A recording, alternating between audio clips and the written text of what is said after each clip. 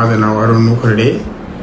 मी असं गुगलवर सर्च केलं होतं, तर मला असं त्रास व्हायला लागला। गुगलवर सर्च केलं तर जिओक हॉस्पिटलचं मला नाव दिसलं त्याच्यामध्ये। तर मुलांनी मग इथं ॲडमिट केलं मला।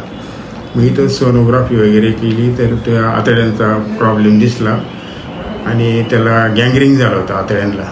तर मग त्यांनी सरांनी मग डायरेक्ट ऑपरेशनचा निर्णय घेतला।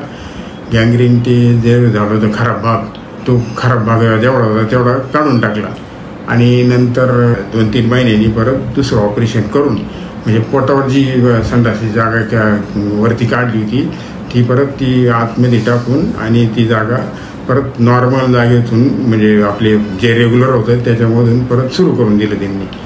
आणि आता जवळजवळ मला 3 वर्ष झाली आणि व्यवस्थित आहे एकदम म्हणजे व्यवस्थित रेग्युलर टॉयलेटला वगैरे एकदम व्यवस्थित क्लिअर होतं आहे। आणि इथला स्टाफ वगैरे आणि मनमिळावं होता, माझ्या काळातला ते एकदम मनमिळावा होता आणि मला स्टाफनी अजिबात म्हणजे अशी अडचणी दिली नाही। स्टाफ वगैरे खूप चांगलं आहे आणि जुने माणसं पण खूप चांगली आहे तिथले।